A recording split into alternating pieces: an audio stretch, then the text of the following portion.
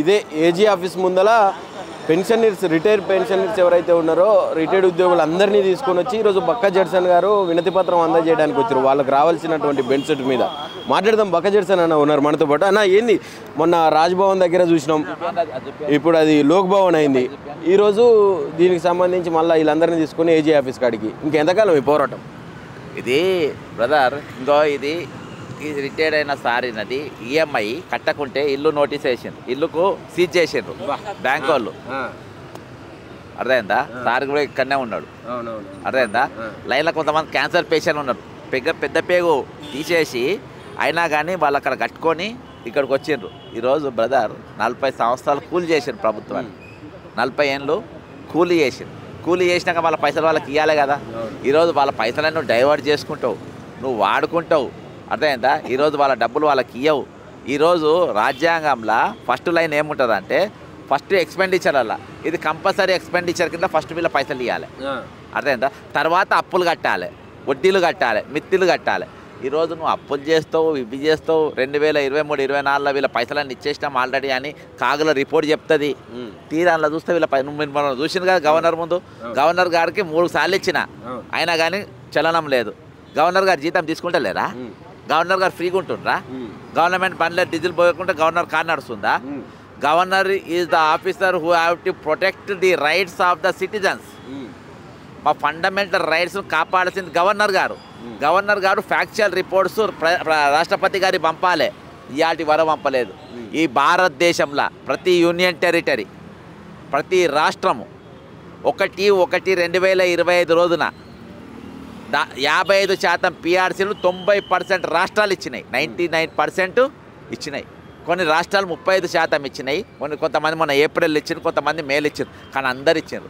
2 సంవత్సరాలు అయింది రేవంత్ రెడ్డి గారు ముఖ్యమంత్రి అయ్యి. ఇవ్వాలి కదా. ఈరోజు వీళ్ళ పైసలు తీసుకుంటావు, మిస్ వరల్డ్ పోటీలు పెట్టుకుంటావు, వీళ్ళ పైసలు తీసుకుంటావు, సౌత్ కొరియాకు పోతావు, వీళ్ళ పైసలు తీసుకుంటావు, ప్రపంచ దేశాలు తిరగడానికి వస్తావు. మళ్ళీ నువ్వు ఏమంటావు? నాకు పక్కన కర్ణాటక పోటీ కాదంటావు, నాకు తమిళనాడు పోటీ కాదంటావు, నాకు ఏపీ పోటీ అంటావు. నా పోటీ అంట ప్రపంచ ఎదుగుతున్న దేశాల గురించి అంటావు. ఎదుగుతున్న దేశాలు కాదు, మన రాష్ట్రంలో ఈరోజు ఇవ్వలేని పరిస్థితుల్లో ఈరోజు మనం ఉన్నాం. కాబట్టి నేను రాజ్యాంగ పరంగా ఒక్కటి చూసుకుంటా వస్తే మీరు గమనిస్తున్నారు అన్నీ. అర్థమైందా?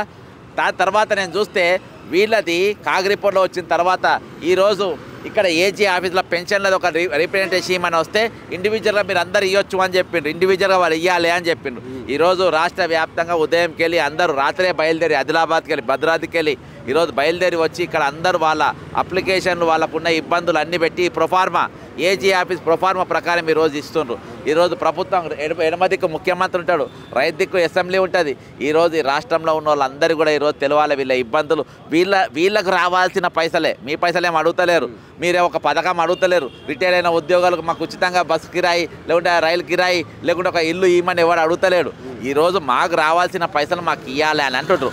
మొన్న ఒక ఫారెస్ట్ ఆఫీసర్ చచ్చిపోయిన రోజుల కింద భువనగిరిలో వాళ్ళ కొడుకుపోయి సెక్రటరీలో మా పైసలు కావాలంటే ఒక బ్రోకర్ గారు ఉన్నట్ట, ఉద్యోగ సంఘంలో బ్రోకర్ గారు. వాడు ఏమన్నాడంట, మాకు అందరికైతే 15% తీసుకుంటుండ్రు, నువ్వు ఒక 5% మేము మీకు ఇస్తామన్నాడంట. అంటే మీరు బ్రోకర్లా ఏంది మీరు?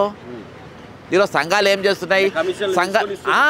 సంఘాలు ఏం చేస్తున్నాయి? సంఘాలు ఈరోజు క్యాబినెట్ మంత్రులు లెక్క అయిపోయినారు. ఫార్చునర్ కార్లు, పక్కన బౌన్సర్లు, లోపల తుపాకులు, వీళ్ళ గురించి మాట్లాడాల్సిన వాళ్ళు ఈరోజు రేపు ఇప్పుడు పనిచేసేటోళ్ళు కూడా రేపు రిటైర్మెంట్ అవుతారు. ఇవాళ ఆల్రెడీ మీకు పిఆర్సీ వస్తలేదు, డిఏలు వస్తలేవు. మొన్న బట్టి విక్రమార్క ప్రకటన చేసాను 707 కోట్లు శాంక్షన్ చేసేసిన అని చెప్పి. అవి పనిచేసేటోళ్లకు అందులో 100 కోట్లు కూడా శాంక్షన్ కాలే, పచ్చి అబద్ధం. అది ఏంటంటే గవర్నర్ గారికి జవాబు చెప్పనికైనా ఒకటి చేసిండ్రు, కానీ ఎవరికి ఈరోజు రూపాయి ఇవ్వలేదు. ఇవాళకి 29 మంది చచ్చిపోయినారు. 2 రోజుల క్రితం ఇంకోసారి చచ్చిపోయాడు, ఆయన పేరు శ్రీనివాస్ సార్, అమెరికన్ హెల్త్లో పనిచేస్తాడు, అసెంబ్లీలో ఇచ్చేసిండ్రు. ఈ విధంగా రోజుకొకరు పిట్టలు రాలిపోతూ ఉన్నారు. ఆరోగ్యాలు బాగుంటలేవు, అప్పులు ఉన్నాయి, ఈఎంఐలు ఇంటి మీద పడి సీలు చేసే పరిస్థితి. ఈరోజు నా రిటైర్మెంట్ నేను దాచిపెట్టుకున్న పైసలు నాయన నాకు ఇస్తారు కదా అనే ధైర్యం. పైసలు ఇవ్వాలంటే సంక్షేమ పథకాలు ఆపాలి అంటుండు రేవంత్ రెడ్డి గారు. బ్రదర్, నీవు ఏం ఆపుతావు, ఏం చేస్తావు అనేది నాకు అవసరం లేదు. ఇప్పుడు నీ కూలి ఇవ్వాలన్నప్పుడు నువ్వు ఏదన్నా ఆపుకో, నువ్వు ఏం ఆపుకుంటా. ఇవాళ నువ్వు ఫుట్బాల్ ఆడుతున్నావు, రాత్రి ఫుట్బాల్ ఆడుతున్నావు గ్రౌండ్లో పోయి వీళ్ళ పైసలతో, పగలొచ్చి ప్రజలతో ఫుట్బాల్ ఆడుతున్నావు. అర్థమైందా? రాత్రి ఆడుతున్నావు, మళ్ళీ యూనిఫామ్ వేసుకొని ఆడుతున్నావు, బూట్లు వేసుకొని ఆడుతున్నావు. ఈరోజు వాళ్ళకి ఇవ్వాల్సిన పైసలు నీవు ఈరోజు క్రమశిక్షణతో నువ్వు పనిచేస్తే ఈరోజు ఎన్ని ప్లాట్లు అమ్మిండ్రు, ఎన్ని వేలాలు పెట్టిండ్రు, ఎన్ని పైసలు వచ్చినాయి. ఈరోజు నువ్వు ఇవన్నీ వదిలే అబ్బా. లిక్కర్ నువ్వు సంక్షేమ పథకాల జోలికి నువ్వు పోకు.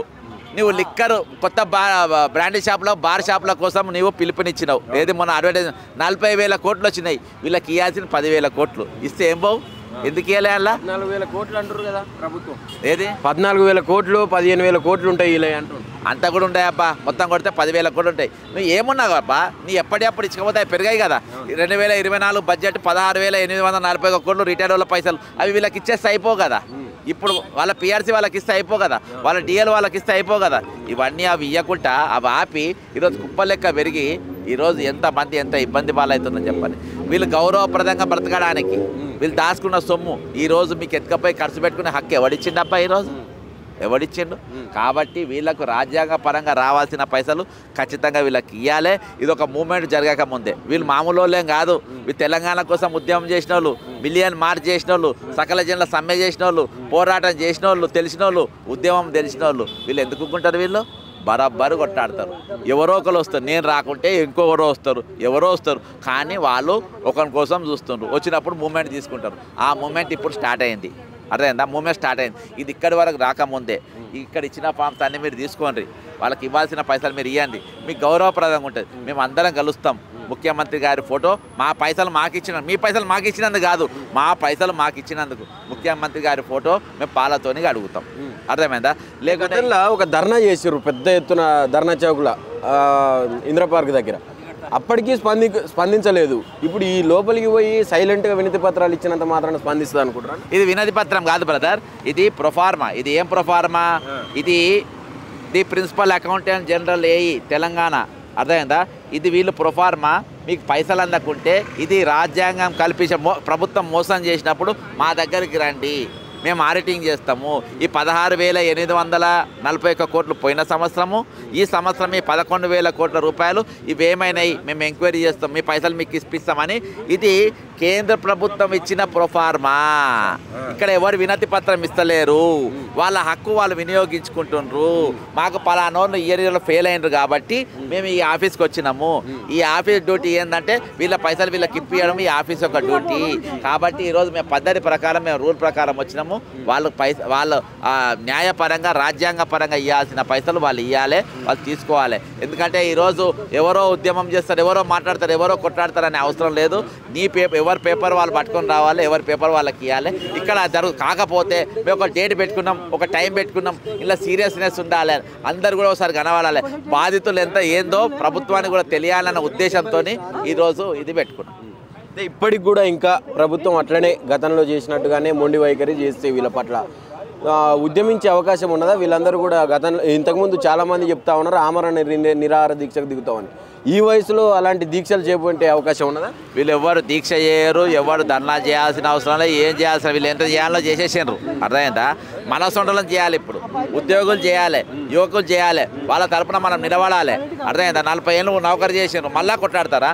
అవసరం లేదు. ఇవాళ వీళ్ళు మూడు లెటర్లు తీసుకొస్తుండ్రు. ఒక లోపటి ఇచ్చిండ్రు, ఒకటి వాళ్ళు పెట్టుకుంటారు, ఒకటి నాకు ఇస్తుండ్రు.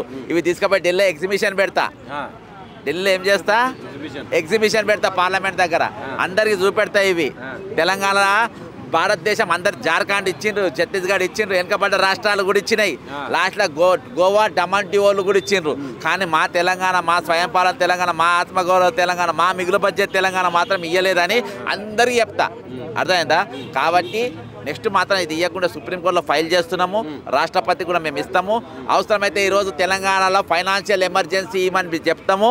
ఈరోజు ఫైనాన్షియల్ ఎమర్జెన్సీ ఉన్నప్పుడు రాష్ట్రపతి గారు ప్రధానమంత్రి గారికి రికమెండ్ చేసి వీళ్ళకి ఇవ్వాల్సిన పైసలు ఇవ్వచ్చు అని చెప్పి వాళ్ళు రికమెండ్ చేయొచ్చు. ఇవన్నీ మేము రూల్ ప్రకారం చేస్తున్నాం. మొండిగా ఏది ఒక కార్యక్రమం కాదు. ఇది యాజ్ పర్ రాజ్యాంగం ఏ స్టెప్స్ చెప్పిండో ఆ స్టెప్ ప్రకారం మేము చేస్తూ ఉన్నాము. ఇది ఎందుకంటే వీళ్ళ పైసలు వీళ్ళు తెప్పించుకోనికి జరుగుతున్నటువంటి ఉద్యమము. ఇది వీళ్ళ కోసమే కాదు. రేపు ఇప్పుడు ఇవాళ ఎంత తారీఖు? 25 రేపు ఈ నెల డిసెంబర్ 31 తారీఖు మళ్ళీ ఒక 900 మంది రిటైర్డ్ అవుతారు. వాళ్ళకు కూడా పైసలు రా, వాళ్ళు కూడా మా సంఘంలో చేరుతారు. అట్లా వాళ్ళ కోసం కూడా కొట్టాడుతున్నారు వీళ్ళు. ఇలా వీళ్ళ కోసం కాదు, వచ్చేటోళ్ళు లేకుండా ఇది ఒక అలవాటు అయిపోతుంది. అరే వీళ్ళకి 13,000 మందికి ఇవ్వకుంటే వీళ్ళేం బీకిండ్రు, ఇంకో 1000 మందికి ఉంటే వాళ్ళేం బీకుతారు, ఇలా రోజుకు ఒక్కొక్కరు ఇద్దరు పోతూనే ఉన్నారు. కాబట్టి వీళ్ళకి ఇవ్వద్దు అని చెప్పి ఇటువంటి 420 ఆలోచన ఉన్న వాళ్ళు కొంతమంది ఉన్నారు. అర్థమైందా? కాబట్టి ఆ ఆలోచనలు రాకుండా ఈరోజు వాళ్ళ పైసలు వాళ్ళకి రావాలని చెప్పేసి ఈరోజు వచ్చేటోళ్ళకు కూడా రేపు రిటైర్ అయ్యేటోళ్ళకు ఇక నేను ఇది ఒక మాట్లాడుతున్నానా. ఈరోజు పిఆర్సీ గురించి మాట్లాడినా అంటే పిఆర్సీ ఎవరిది? నౌకరు చేసేటోళ్ళది. డిఏల గురించి మాట్లాడిన ఎవరి గురించి? నౌకరు చేసేటోళ్ళది. కాబట్టి మేము మీకోసం కొట్లాడుతున్నాం, మా కోసం కొడుతున్నాం. ప్రభుత్వ ఉద్యోగులు ఒక పిలుపు ఇవ్వాలి. ఏమి ఇవ్వాలి? మీరు రేపు ముఖ్యమంత్రి గారు 2 సంవత్సరాలు పూర్తి చేసుకున్న సందర్భంగా విజయోత్సవ సభల మీద మీకు ఎంత శ్రద్ధ ఉన్నదో ఒకరోజు వీళ్ళ కోసం పెన్ డౌన్ చేయండి. మీరు సకల జనుల సమ్మె చేయండి. వాళ్ళ పైసలు ఇచ్చేదాకా మేము నౌకరు చేయమని చెప్పి మీరు పిలుపునియండి. ఇయ్యరు. ఎందుకు ఇయ్యరు మీరు? ఎందుకంటే మీ స్కాములు ఉన్నాయి, మీరు భూదందాలు ఉన్నాయి, టీఎన్జిఓ పేరు మీద వచ్చిన భూములు మీరు అక్రమంగా అమ్ముకున్నారు. అట్లా చేస్తే మీరు పోలీసు వాళ్ళు పట్టుకొని జైల్లో పెడతారు. కాబట్టి మీరు ఈరోజు డబల్ స్టాండర్డ్ గేమ్ ప్లే చేస్తున్నారు. కాబట్టి మీ అవసరం మాకు లేదు, మా పని మేము చూసుకుంటామన్నారు. ఇక ఇయ్యాలకెళ్ళి వీళ్ళు ఇవ్వాల్సిన చందాలు కూడా ఇచ్చుడు బందీగా. టీఎన్జిఓ నాయకులు కానీ టీజీఓలు కానీ సంఘాలకు చందాలు రాసుడు, చందాలు ఇచ్చుడు కూడా బంద్. ఎందుకంటే వాళ్ళ ఫైటింగ్ వాళ్ళు చేసుకున్న వాళ్ళు ఎందుకు ఇస్తారు? కాబట్టి ఈరోజు ఖచ్చితంగా బ్రదర్ 101% ఈరోజు వాళ్ళ పైసలు వాళ్ళ ఖచ్చితంగా ఇప్పిస్తాం, ఇచ్చి తీరుతారు, అలా డౌట్ లేదు. ఇది రాజ్యాంగం ఇచ్చిన హక్కు, ఆ హక్కు ప్రకారమే మాట్లాడతాం. ఫైనల్గా రేవంత్ రెడ్డి గారు గతంలో చెప్పారు అంటే ఎలక్షన్స్కు ముందల 6 నెలల్లో మీకున్నటువంటి పెండింగ్లో ఉన్నటువంటి బెనిఫిట్స్ కావచ్చు అవన్నీ కూడా చెప్పారంటే ఇచ్చినటువంటి హామీలు ఉన్నాయి, వాగ్దానాలు ఇచ్చారు చాలా వరకు. ఈరోజు 2 సంవత్సరాలు పూర్తిగా వస్తాం అనేది చీమగుట్టినట్టు కూడా లేదు ప్రభుత్వానికి. ఏం చెప్పాలనుకున్నారు రేవంత్ రెడ్డి గారు? ఓడ దాటాక ఓడమల్లన్న, ఓడ దాటాక బోడమల్లన్న అని ఉంది కదా. ఇప్పుడు వీళ్ళందరూ పని అయిపోయింది. అరే బ్రదర్, మా తరపున మాట్లాడాల్సిన వాళ్ళే మాట్లాడతలేరు, మా తరపున ప్రశ్నించే ఉద్యోగ సంఘాలే మాట్లాడతలేరు, మా తరపున మాకు మద్దతుగా ఉండవలసిన వాళ్ళే వాళ్ళు ఉండలేరు ఈరోజు. కాబట్టి ఈరోజు బ్రదర్ ఎవరెవరికి అవసరం లే. ఇవాళ మీరు చూస్తున్నారు కదా, చేతనైనా కాకుండా కార్లు చేత కాని వాళ్ళు, క్యాన్సర్ ఉన్నోళ్ళు, క్యాన్సర్ జబ్బున్నోళ్ళు కూడా వాళ్ళు కారు తీసుకొని వచ్చిండ్రు, కారు తీసుకొని వచ్చిండ్రు, మెడికల్ రసీదు తీసుకొని వస్తుండ్రు. కాబట్టి ఈ విధంగా వాళ్ళు వస్తుండ్రు. వాళ్ళు రోడ్డెక్కే పరిస్థితి తీసుకొని వచ్చిందంటే ఈ దేశం యొక్క ఈ రాష్ట్రం దౌర్భాగ్యం. ఈరోజు వాళ్ళు రోడ్ల మీద తీసుకొచ్చినావు, రోడ్ల మీద కూర్చోబెట్టినావు. నీకు 40 ఏళ్ళు సర్వీస్ ఇచ్చినందుకు, ఈ రాష్ట్ర ప్రజలకు 40 ఏళ్ళు పనిచేసినందుకు మా బతుకులు ఎక్కడికి పట్టుకొచ్చినావు? రోడ్ల మీదకి పట్టుకొచ్చినావు. అర్థమైందా? రోడ్ల మీదకి పట్టుకొచ్చినావు. కాబట్టి ఈరోజు ఖచ్చితంగా వీళ్ళ పైసలు వీళ్ళకి ఇవ్వాల్సిందే, వీళ్ళ డబ్బులు వీళ్ళకి ఇవ్వాల్సిందే. మెడికల్ రిపోర్ట్ ఒక్కొక్క రిపోర్ట్లు పట్టుకొని వచ్చింది, అవన్నీ కూడా ఎంక్లోజ్ చేస్తున్నారు. ఖచ్చితంగా వాళ్ళ పైసలు ఇస్తారు.